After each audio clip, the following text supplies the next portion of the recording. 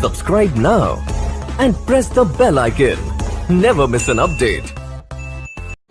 नमस्कार दोस्तों, मैं मुकेश सिंह आपका हार्दिक स्वागत करता हूं। आज मैं दिल्ली पुलिस से संबंधित सामान्य ज्ञान के कुछ प्रश्नों पर चर्चा करूंगा, जो कि आपकी परीक्षा की दृष्टि से बहुत ही खास हैं। प्रश्न नंबर पहला है, भारत के पिकासो के तौर पर किसे जाना जाता है?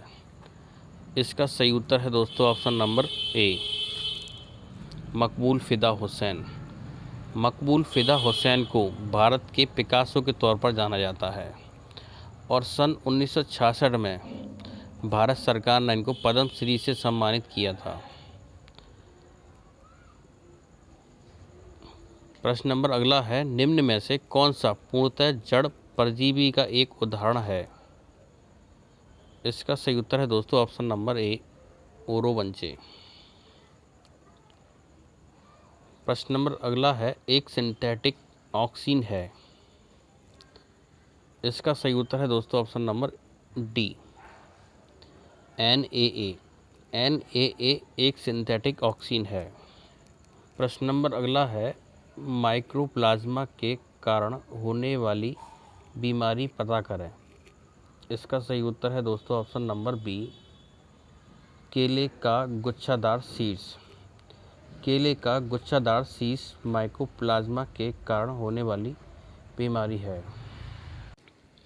प्रश्न नंबर अगला है, अल्बर्ट आइंस्टीन को नोबेल पुरस्कार से सम्मानित किया गया था। इसका सही उत्तर है दोस्तों ऑप्शन नंबर ए, फोटो इलेक्ट्रिक प्रभाव के नियम। अल्बर्ट आइंस्टीन को प्रकाश वैद्युत प्रभाव के नियम की खोज के लिए सन 1921 में नोबेल पुरस्कार से सम्मानित किया गया था। आइंस्टीन ने सापेक्षता का सिद्धांत भी दिया है, E बराबर mc², जहाँ E ऊर्जा है, एनर्जी है, और m मास है अर्थात द्रव्यमान, और c प्रकाश की चाल, और प्रकाश की चाल 3 × 10⁸ मीटर पर सेकंड होती है। प्रश्न नंबर अगला है, 1805 में राजा राम मोहन रॉय द्वारा स्थापित किस संगठन ने महिलाओं के खिलाफ नकारात्मक परंपराओं, पूर्वाग्रहों और प्रथाओं को हटाने का प्रयास किया? इसका सही उत्तर है दोस्तों ऑप्शन नंबर ए, ब्रह्म समाज। राजा राम मोहन राय ने ब्रह्म समाज की स्थापना की थी। हिंदू समाज की कुरीतियों के घोर विरोधी होने के कारण 1828 ईस्वी में राजा राम मोहन राय ने ब्रह्म समाज नामक एक नए प्रकार के समाज की स्थापना की और 1805 में राजा राम मोहन रॉय बंगाल में अंग्रेजी ईस्ट इंडिया कंपनी की सेवा में सम्मिलित हुए और 1814 तक वे इसी कार्य में लगे रहे। आर्य समाज की स्थापना सन 1875 ईस्वी में स्वामी दयानंद सरस्वती ने की थी। प्रश्न नंबर अगला है, मेरियाना खाई किसके लिए प्रसिद्ध है? इसका सही उत्तर है दोस्तों ऑप्शन नंबर सी, पृथ्वी पर सबसे गहरे बिंदु के लिए। मेरियाना गर्त प्रशांत महासागर में स्थित पृथ्वी पर सबसे गहरे बिंदु है, जिसकी गहराई 11,022 मीटर है। प्रश्न नंबर अगला है, किस अधिनियम में एक ऐसा प्रावधान भी है जो भारत सरकार को भारतीय रिजर्व बैंक को निर्देश जारी करने का अधिकार देता है? इसका सही उत्तर है दोस्तों ऑप्शन नंबर डी, RBI अधिनियम की धारा 7। RBI अधिनियम की धारा 7 में एक ऐसा प्रावधान है जो भारत सरकार को भारतीय रिजर्व बैंक को निर्देश जारी करने का अधिकार देता है और वित्त अधिनियम भारत का महत्वपूर्ण अधिनियम है। इस अधिनियम में सरकार द्वारा प्रत्येक वित्त वर्ष के प्रारंभ में वित्तीय प्रस्ताव रखती है। प्रश्न नंबर अगला है, निम्न वन्यजीव अभयारण्यों में से कौन सा उत्तर प्रदेश में स्थित है? इसका सही उत्तर है दोस्तों ऑप्शन नंबर डी, चंद्रप्रभा वन्यजीव अभयारण्य। चंद्रप्रभा वन्यजीव अभयारण्य उत्तर प्रदेश के चंदौली जिले में स्थित है और यह उत्तर प्रदेश का सबसे पुराना वन्यजीव अभयारण्य भी है। इसकी स्थापना 1957 में हुई थी। प्रश्न नंबर अगला है, सबरीवाला मंदिर में पूजा के लिए प्रसूति महिलाओं को अनुमति देने का निर्णय किनके द्वारा लिया गया था? इसका सही उत्तर है दोस्तों ऑप्शन नंबर डी, भारतीय सर्वोच्च न्यायालय। भारतीय सर्वोच्च न्यायालय द्वारा सबरीवाला मंदिर में पूजा के लिए प्रसूति महिलाओं को अनुमति देने का निर्णय लिया गया है। प्रश्न नंबर अगला है, प्लासी की लड़ाई अंग्रेज़ों और डैश के बीच लड़ी गई थी। इसका सही उत्तर है दोस्तों option number A, Sirajuddaula. Plassey की लड़ाई सन 1757 ईस्वी में अंग्रेज़ों और सिराजुद्दौला के बीच हुई थी। सिराजुद्दौला बंगाल के नवाब थे। प्रश्न नंबर अगला है, भारतीय संविधान के अनुच्छेद 243 बा के अधीन गठित ग्रामीण क्षेत्रों के लिए स्व सरकार की संस्था कौन सी है? इसका सही उत्तर है दोस्तों option number B, panchayat. Panchayat भारतीय संविधान के अनुच्छेद 243 बा के अधीन गठित ग्रामीण क्षेत्रों के लिए स्व सरकार की संस्था है। प्रश्न नंबर अगला है, निम्न में से कौन सा राज्य भारत में खाद्यान्न का सबसे बड़ा उत्पादक है? इसका सही उत्तर है दोस्तों option number C, Uttar Pradesh. Uttar Pradesh खाद्यान्न में सबसे बड़ा उत्पादक है। उत्तर प्रदेश की अर्थव्यवस्था में कृषि का मेरुदंड कहा जाता है।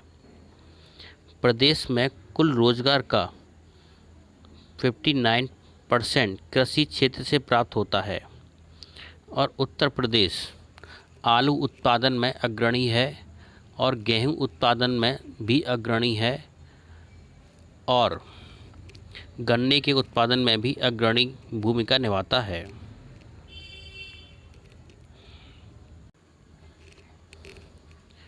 प्रश्न नंबर अगला है, निम्न में से कौन सा राज्य भारत में खाद्यान्न का सबसे बड़ा उत्पादक है? इसका सही उत्तर है दोस्तों option number C, Uttar Pradesh. Uttar Pradesh निम्न में से सबसे अधिक खाद्यान्न में अपना प्रथम स्थान रखता है और उत्तर प्रदेश में सबसे ज़्यादा आलू, गेहूं व गन्ने का उत्पादन होता है। प्रश्न नंबर अगला है, उत्तर प्रदेश डैश के लिए प्रसिद्ध है? इसका सही उत्तर है दोस्तों ऑप्शन नंबर ए, चुनार काली मिट्टी के बर्तन। उत्तर प्रदेश चुनार काली मिट्टी बर्तन के लिए प्रसिद्ध है और चुनार उत्तर प्रदेश के मिर्ज़ापुर ज़िले में स्थित एक नगर है। चुनार का इतिहास बहुत पुराना है। यहाँ एक प्रसिद्ध किला है। विंध्याचल पर्वत की गोद में बसे होने के कारण यहाँ पत्थर एवं पत्थर के इमारती सामानों का प्रमुख उद्योग है। उत्तर प्रदेश के खुर्जा, चुनार और रामपुर चीनी मिट्टी के बर्तन के लिए जाने जाते हैं। खुर्जा सस्ते और टिकाऊ खाने के बर्तनों के लिए प्रसिद्ध है। प्रश्न नंबर अगला है, उस स्थान का नाम बताएं जहां बौद्धों की मान्यता के अनुसार गौतम बुद्ध ने अपनी मृत्यु के बाद परिनिर्वाण प्राप्त किया। इसका सही उत्तर है दोस्तों option number B, Kushinagar. Kushinagar में गौतम बुद्ध ने परिनिर्वाण प्राप्त किया। गौतम बुद्ध ने बौद्ध धर्म की स्थापना की थी और इनकी माँ का नाम महामाया था और इनकी मौसी का नाम प्रजापति गौतमी था, जो कि बौद्ध में प्रथम भिक्षुणी बनी। प्रश्न नंबर अगला है, उत्तर प्रदेश के तराई क्षेत्र में मुख्य रूप से उगाई जाने वाली सुगंधित चावल की किस्म का नाम बताइए। इसका सही उत्तर है दोस्तों ऑप्शन नंबर डी, काला नमक। काला नमक चावल भारत में पैदा होने वाले चावलों में एक बेहतरीन गुणवत्ता और सुगंधित चावल है। इसकी भूसी का रंग काला होने के कारण इसका नाम काला नमक पड़ा। प्रश्न नंबर अगला है, कानपुर में स्थित कृषि और प्रौद्योगिकी विश्वविद्यालय का नाम किस स्वतंत्रता सेनानी के नाम पर रखा गया है? इसका सही उत्तर है दोस्तों ऑप्शन नंबर ए, चंद्रशेखर आज़ाद। चंद्रशेखर आज़ाद के नाम पर कानपुर में स्थित कृषि और प्रौद्योगिकी विश्वविद्यालय का नाम रखा गया है। प्रश्न नंबर अगला है, रूमी दरवाज़ा उत्तर प्रदेश के डैश शहर में स्थित है? इसका सही उत्तर है दोस्तों ऑप्शन नंबर ए, लखनऊ। लखनऊ में रूमी दरवाज़ा स्थित है। प्रश्न नंबर अगला है, 1856 के सिपाही विद्रोह में सिपाहियों को किस कंपनी द्वारा बनाए गए कारतूसों पर आपत्ति थी? इसका सही उत्तर है दोस्तों ऑप्शन नंबर बी, एनफील्ड। सन 1857 का विद्रोह का प्रारंभ एक बंदूक की वजह से हुआ था। सिपाहियों को पैटर्न 1853 एनफील्ड बंदूक दी गई जो कि 0.577 कैबियर की बंदूक थी तथा पुरानी बंदूक को हटा दिया था। नई बंदूक में ऐसे कारतूसों का प्रयोग होता था जिनको पहले मुंह से लगाकर खोलना पड़ता था और उसमें एक चिपचिपा पदार्थ था जो कि सिपाहियों के मुंह के अंदर चला जाता था। तो ऐसा कहा जाता था है कि उसके अंदर चिपचिपा पदार्थ गाय और सूअर की चर्बी से निर्मित था। इसीलिए सिपाहियों ने उस बंदूक को बहिष्कार किया और विद्रोह की आग छूट गई। यह एक ऐसी बंदूक थी, इस बंदूक को भरने के लिए कारतूसों को दांत से काटकर खोलना पड़ता था। कारतूस की बाहरी सतह में चर्बी होती थी। सिपाहियों के बीच अफवाह फैल चुकी थी कि कारतूस में लगी चर्बी सूअर और गाय के मांस से बनाई जाती है, जो मुसलमानों तथा हिंदुओं दोनों के धर्म के विरोधी है। प्रश्न नंबर अगला है, खुदीराम बोस को ब्रिटिश न्यायाधीश मजिस्ट्रेट डैश की हत्या के प्रयास के लिए फांसी दी गई थी? इसका सही उत्तर है दोस्तों ऑप्शन नंबर ए, किंग्सफोर्ड। किंग्सफोर्ड की हत्या के लिए खुदीराम बोस को फांसी दे दी गई थी। खुदीराम बोस एक स्वतंत्रता संग्राम सेनानी थे जिन्हें भारतीय स्वतंत्रता संग्राम के सबसे युवा क्रांतिकारियों में से एक के तौर पर माना जाता है। मुजफ्फरनगर, बिहार में 30 अप्रैल 1908 को खुदीराम बोस ने चीफ प्रेसिडेंसी मजिस्ट्रेट किंग्सफोर्ड की हत्या की योजना बनाई थी। ऐसा माना जाता है कि मजिस्ट्रेट क्रांतिकारियों और स्वतंत्रता संग्राम सेनानियों के खिलाफ ही फैसला सुनाता था।